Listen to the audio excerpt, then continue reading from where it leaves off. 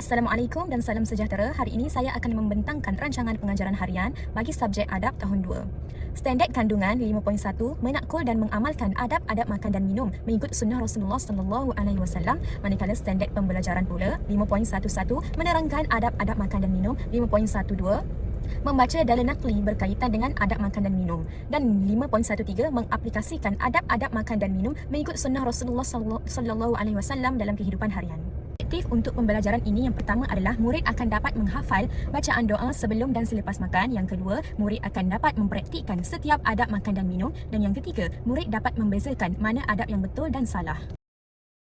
Baiklah, bagi permulaan aktiviti di dalam kelas iaitu set induksi selama 8 minit, guru memulakan kelas dengan menayangkan klip video adab makan dan minum yang betul dan salah. Antara contoh soalan yang diajukan kepada murid adalah: apakah yang dipaparkan dalam video tersebut dan apakah kamu memahami setiap adab makan dan minum?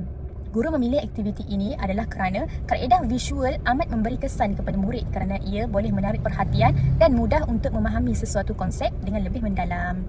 Okey, seterusnya untuk langkah yang pertama, selama 15 minit, guru menjelaskan maksud adab makan dan minum dan membaca dalil nakli berkaitan dengan adab makan dan minum dengan paparan slide PowerPoint. Dan guru bersoal jawab dengan murid. Antara soalan yang diajukan ialah, adakah kita boleh makan berdiri dan adakah kita perlu mendahulukan orang yang lebih tua? Jadi aktiviti ini dipilih kerana membantu murid untuk memahami isi pelajaran dengan lebih jelas melalui teks dan juga gambar. Okey, baiklah, seterusnya langkah yang kedua iaitu selama 15 minit, murid dibahagikan kepada 5 kumpulan kecil. Setiap kumpulan akan diedarkan satu kertas lampiran gambar situasi makan adab yang betul dan salah. Murid dikehendaki untuk berbincang dan menampal pada peta iTeen yang ditampal di hadapan kelas. Guru akan meminta seorang murid untuk menyebut adab yang betul dan salah dengan penjelasan situasi tersebut. Jadi kaedah ini dipilih untuk menggalakkan murid berfikir secara kritis dan bekerjasama antara satu sama lain dalam satu kumpulan. Untuk langkah yang ketiga, selama 15 minit, murid melakonkan situasi makan dan minum bersama rakan-rakan di dalam kelas. Antara adab yang dilakonkan oleh murid ialah membaca doa, menggunakan tangan kanan, mengambil makanan yang berhampiran dan makan dengan duduk.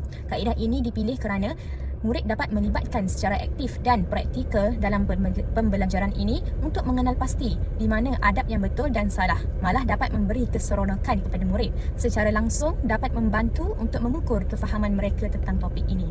Malah dapat melatih diri murid untuk berani dan yakin bercakap di hadapan. Okey, baiklah. Untuk penutup bagi sesi pengajaran ini selama 7 minit, guru meminta seorang murid untuk tampil membuat rumusan. Guru juga meminta murid-murid ramai-ramai membaca doa sebelum dan selepas makan dan minum.